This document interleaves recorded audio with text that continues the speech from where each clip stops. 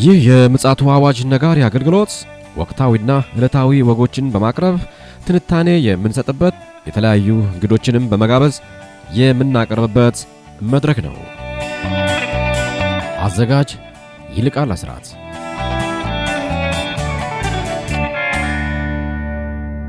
ሰላም ለእናንተ ይሁን ውድ የምጽአቱ አዋጅ ነጋሪ አድማጮቻችን፣ እንዴት ዋላችሁ?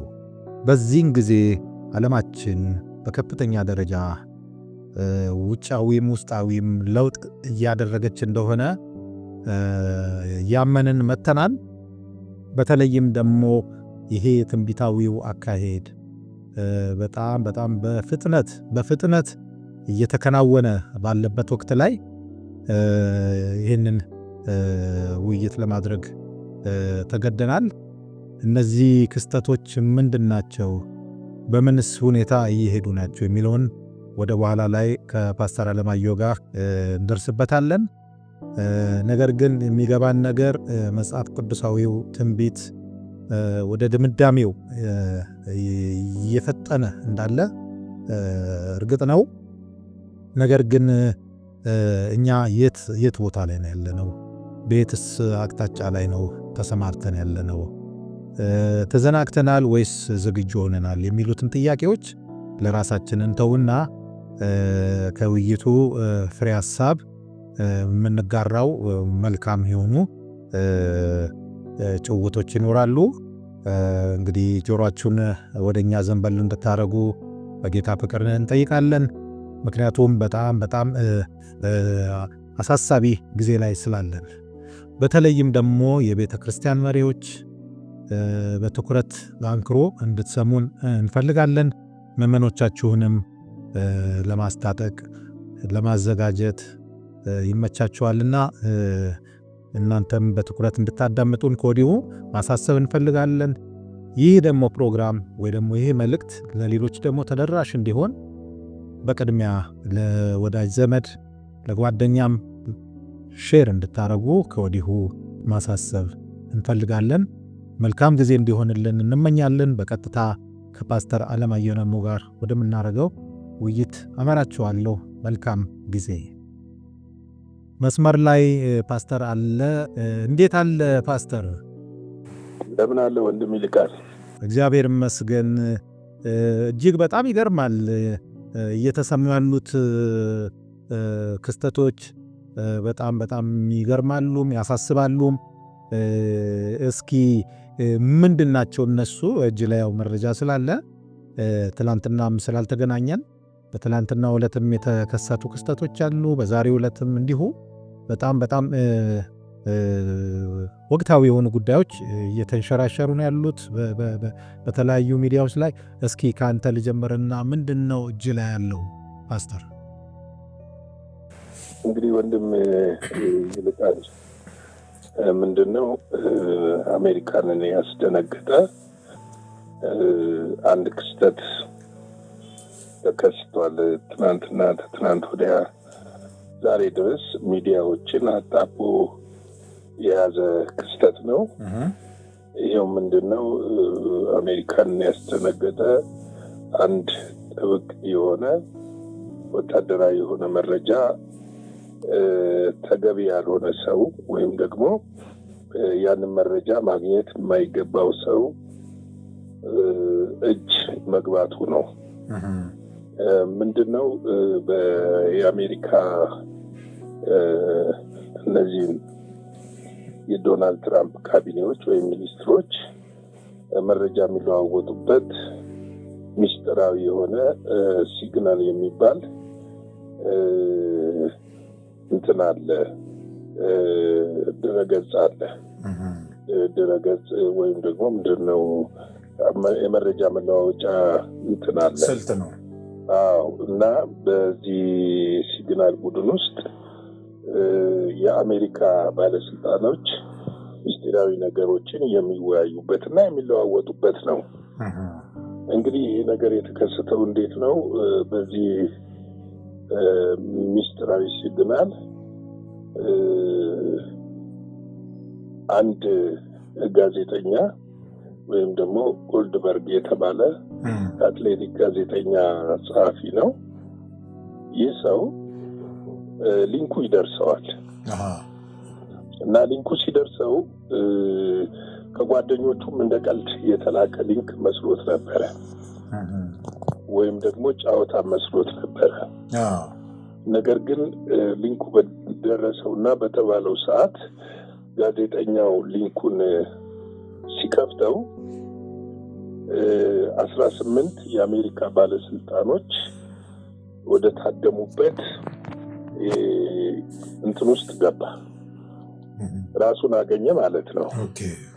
እና በዚህ ጊዜ ምንድነው ይወያዩ የነበሩት ይቅርታ እነዚህ አሜሪካ ባለስልጣኖች በየመን ላይ ሊወሰድ ስለታቀደው እርምጃና ስለሚገደለው አንድ የሚሳኤል አስወንጫፊ ባለስልጣን ወይም ደግሞ ሙያተኛ እና እንዲሁም ደግሞ በዛ ቦታ ላይ ስለሚደረገው ድብደባ ከየትኛው መርከብ ላይ ምን አይነት የአውሮፕላን እንደሚነሳ በስንት እንደሚነሳ በስንት እንደሚደበደብ ጥልቅ የሆነ ነገር መረጃውን ይጋራል ማለት ነው። እና እሱ የሚለው ወደ ሊንኩ ወደዚህ ሚስጥራዊ ውይይት የገባው ባልገባይ መንገድ ነው የሚለው ጋዜጠኛው። ምክንያቱም ሁሉም ባለስልጣኖች የአሜሪካ ሴኔተሮች ቀርበው ተጠይቀዋል። ቃለ መጠይቅ ተደርጎላቸዋል። ይሄ እንዴት እንደተከሰተ እንዲያስረዱ ማለት ነው። እሱም ተጠይቆ ነበርና ምንድነው ባልገባይ መንገድ ነው የሚል ነው እዛ ውስጥ የተገኘሁት። ድንገት ነው ባለስልጣኖቹ ስብሰባ ላይ የተገኘሁት እና ሊንኩ ግን ተልኮልኝ ነው ያለው። እንግዲህ ይሄ ውይይት ተመልክቶ ከፍተኛ ውዝግብ ፈጥሯል። እሱ የሚለው መረጃው የተላከልኝ ዋልተዝ ከሚባል ሰው ሲሆን የዋይት ሃውስ የደህንነት አማካሪ የሆነ ሰው ነው የሚለው እና እኔ መጀመሪያ ዋልተዝ የሚለው ስም ሳይ እሱ አልመሰለኝም ማለት ከዛ በኋላ በዚህ ሚስጥራዊ ጉባኤ ውስጥ በመስገኝ እሱ መሆኑን አውቃለሁ ብሏል። የደህንነት አማካሪው ከማይክ ዋልተዝ መሆኑን ስመለከት ግን ደንግጫለሁ ብሏል። እና መጀመሪያ የመሰለኝ ምናልባት ስለ ኢራቅ እና ስለ ዩክሬን ወይም እንድዘግብ የተፈለገ ነገር ያለ መስሎኝ ነበር አለ። እና ይሄ ጉዳይ እንደው ያው ሴራ ጉንገና እንደሆነ ይታወቃል። ምናልባትም ገብቶሃል የመካከለኛ ምስራቅ ሰው ሊሆን ይችላል የዝርያ ያለው ወይ ደግሞ ኢራን እጇን አስረዝማ የመለመለችውም ሰው ሊሆን ይችላል። አሁን ይሄ የደህንነት አማካሪ የተባለው እና በዚህ ጋዜጠኛ አማካኝነት ጥንቃቄ እንዲያደርጉ ይመስላልና ከተጠያቂነት የሚያመልጥ አይመስለኝም ሁለቱም። ምንድነው መሰለህ አሁን እንደዛ ሳይሆን አሁን የላኩት ሰው ራሳቸው እንዴት እንደላኩ ማያውቁትም አንድ። ሁለተኛው ነገር ደግሞ ምንድነው በተለይ መከላከያ ሚኒስትሩ በጣም ተናደዋል። ማይረባ ሰው ነው መረጃ አሳልፎ የሚሰጥ ማይረባ ሰው ነው ማለታቸው ደግሞ ሆን ተብሎ የተላከለት ይመስላል። በእርግጥ ምንድነው ባለስልጣኖቹን እርስ በራስ እንዲጠራጠሩም አድርጓል። የሪፐብሊካኑ አፈ ጉባኤ ማይክ ጆንሰን ባለስልጣኖቹ የሰሩትን ስህተት እንደሆነ ተናግረዋል። እና ዶናልድ ትራምፕም ተጠይቀው ነበረ። ይሄን ያህል የጎላ ነገር አልወጣም፣ ግን አትላንቲክ የምትሉትንም ጋዜጣ ይህን ያህል ተነባቢም ተፈላጊም ጋዜጣ አይደለምና ዝም ብሎ የሚሆን ነገር ነው የሚል ነው። ግን እኔ አሁን ልነግርህ የፈለግኩት የሚወጣ እንግዲህ ይሄ ጋዜጠኛ በስህተት ነው የገባው፣ በስህተት እንደሆነ ታውቋል። ስህተት እንደፈጸሙም ደግሞ ባለስልጣኖቹ አምነዋል። ነገር ግን መረጃው ሌላ ጋር ደርሶ ቢሆን ነበር አደጋው። ሁለተኛ እሱ በጋዜጣ ላይ የጻፈው ድርጊቱ ከተከናወነ ከተፈጸመ በኋላ መሆኑ እንትን ብሏቸዋል።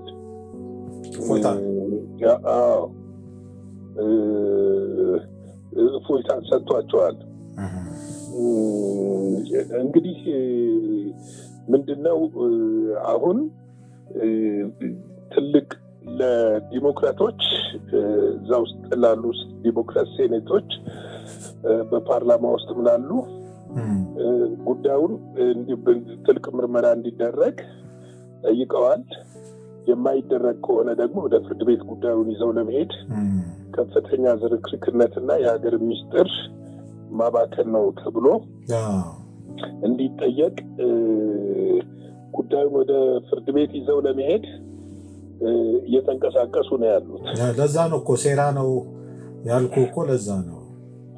አዎ እንግዲህ ሴራ ይሁን አሁን ምንድነው ያ እንደዚህ አይነት ነገሮች ገብቷል። ሴራም ሊሆኑ ይችላሉ፣ በስተትም ሊሆን ይችላል፣ ወይም ደግሞ ጋዜጠኛው ጋር ካለ መቀራረብም ገብቷል። በስራ ጥድፊያ ውስጥ ጫና ውስጥ ስትሆን ሊንኩን በድንገት ልትልክ ትችላለህ። አሁን እንደው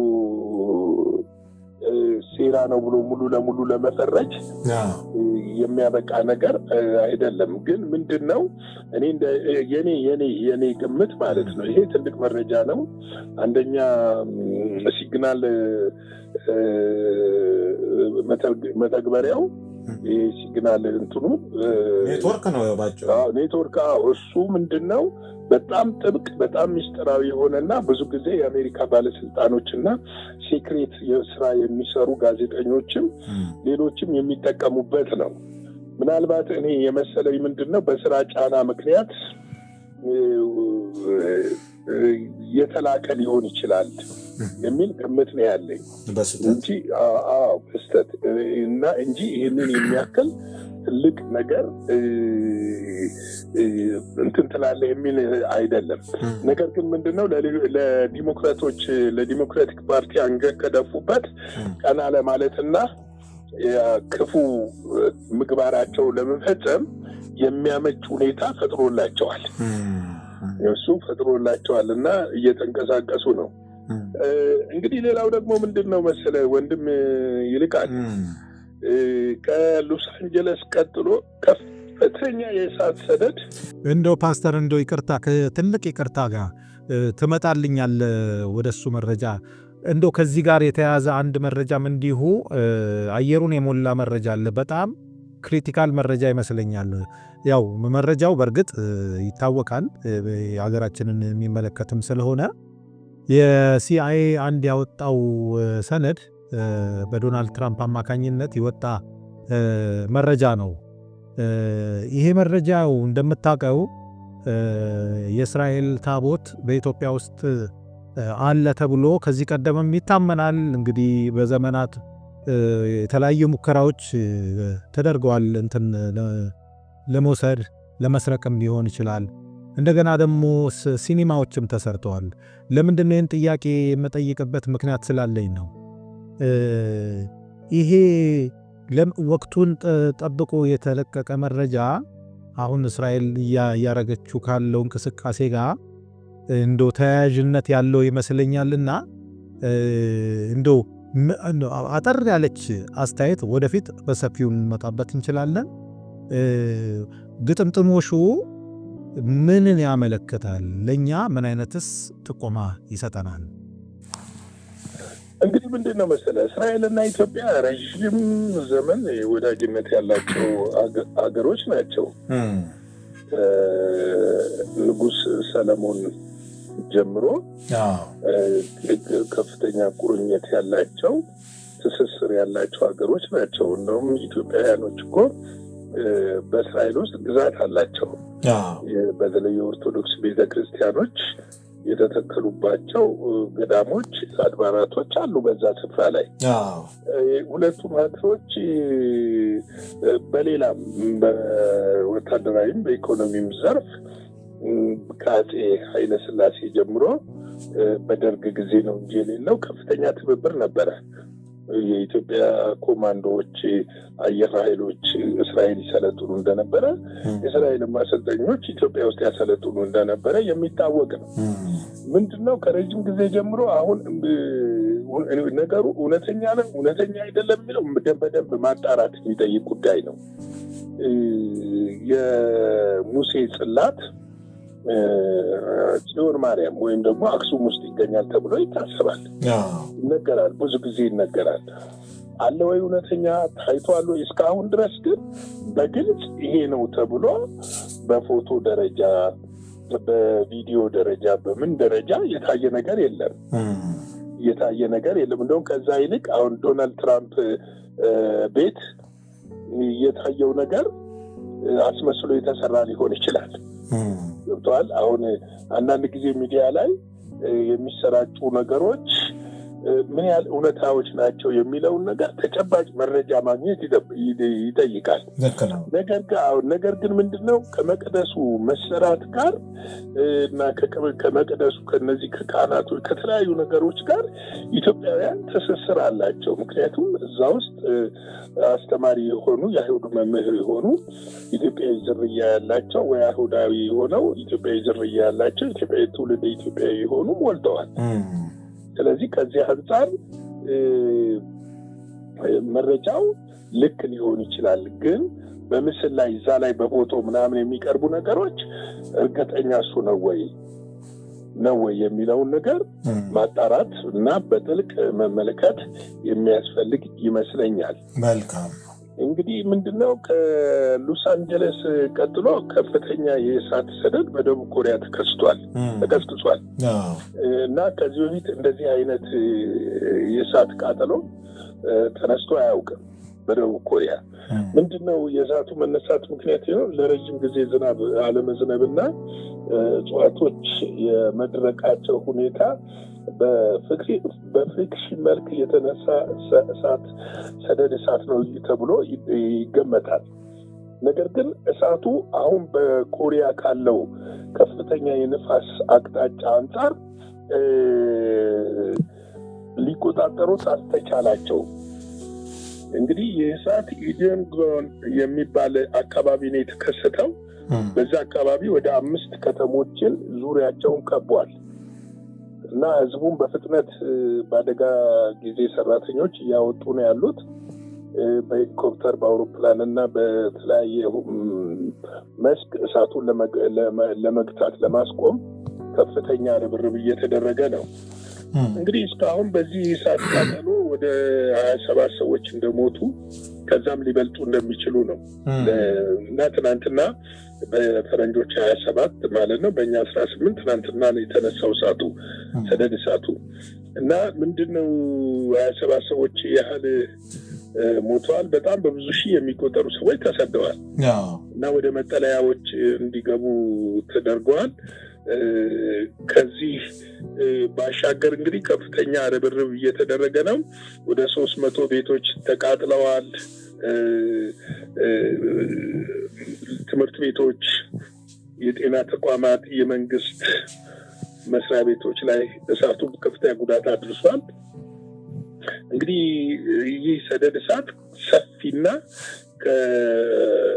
ሰፊ ስፍራ ነው የሸፈነው እና እሳቱን ለመቆጣጠር ከፍተኛ ርብርብ እየተደረገ ነው ያለው።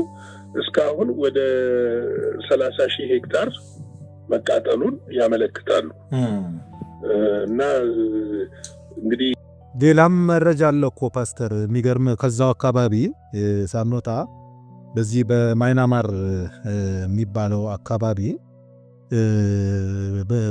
በጣም ከፍተኛ የሆነ የመሬት መንቀጥቀጥ ነው የተከሰተው። የሚገርም 7.7 በሬክተር ስኬል ያስቆጠረ ከፍተኛ የሆነ ይሄ አሁን ምናልባት ሱናሚን ሁሉ ሊቀሰቅስ ይችላል ተብሎ ተፈርቷል። በተወሰነ መልኩ ምንድነው እየታየ ነው፣ ምልክቶችም እየታዩ ነው እና እዛ አካባቢ እንደዚህ አይነት ነውጦች ተቀስቅሰዋል። እንደው ተጨማሪ መረጃ ላቀበለ ብዬ ነው።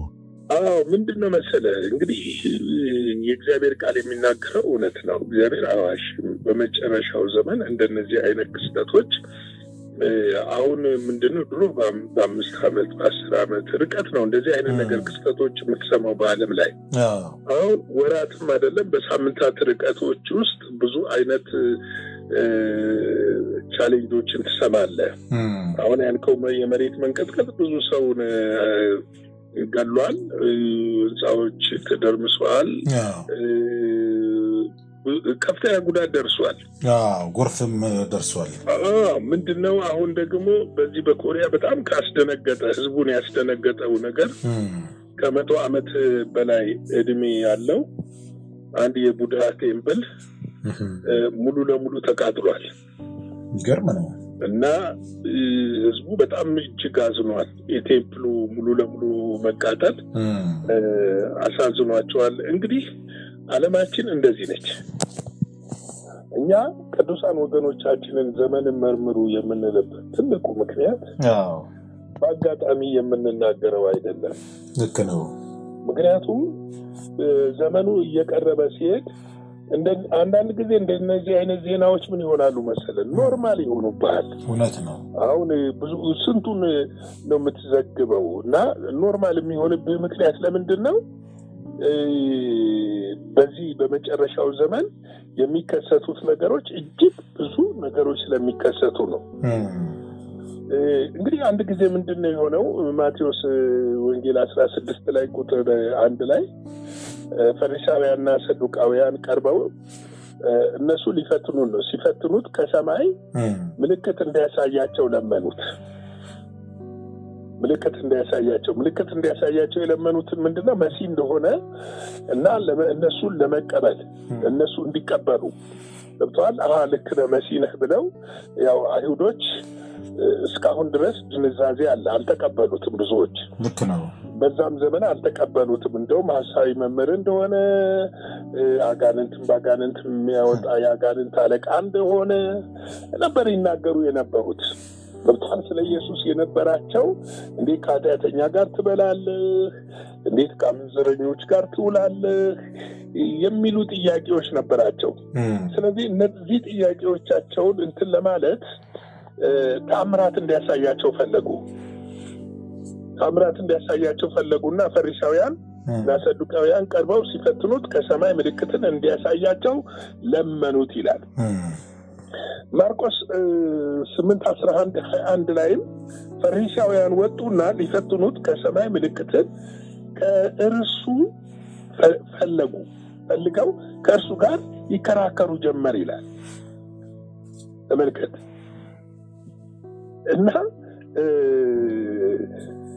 ቁጥር 12 ላይ ደግሞ እዛው ማርቆስ ላይ በመንፈስም እጅግ አተተና ይህን ትውልድ ስለምን ምልክትን ይፈልጋል እውነት እላችኋለሁ ለዚህ ትውልድ ምልክት አይሰጠውም ማለት ተቷቸውም እንደገና ወደ ታንኳይቱ ገብቶ ወደ ማዶ ሄደ ይላል እና ምልክትን ይፈልጉ ነበር ከዛ በኋላ እዚሁ ማቴዎስ ቁጥር 2 ላይ ምን ይላቸዋል እርሱም ግን መልሶ እንዲህ አላቸው በመሸ ጊዜ ሰማይ አቅላልቷልና ብራ ይሆናል ትላላችሁ ማለዳም ሰማይ ደምኖ ቀልጧልና ዛሬ ይዘንባል ትላላችሁ የሰማዩ ፊትም መለየት ታውቃላችሁ የዘመንንስ ምልክት መለየት አትችሉምን ለምን ክርስቶስ ኢየሱስ እንደሚወለድ እንደሚመጣ በነብዩ ኢሳይያስ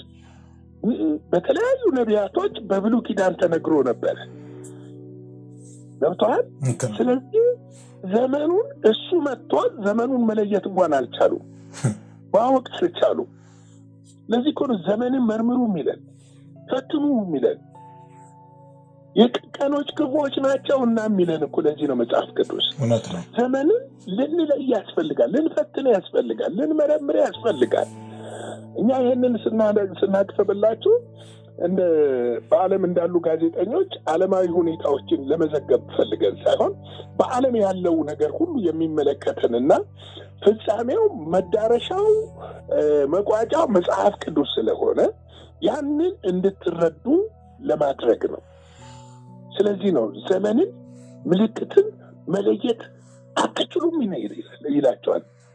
አየህ ሉቃስ 12:54-56 ላይ እንደዚህ ይላል።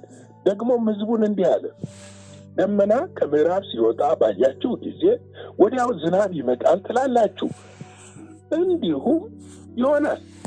ከአዜብ ነፋስ ሲነፍስ ትኩሳት ይሆናል ትላላችሁ፣ ይሆንማል። እናንተ ግብዞች የምድርና የሰማይን ፊት ልትመረምሩ ታውቃላችሁ፣ ነገር ግን ይህን ዘመን የማትመረምሩት እንዴት ነው?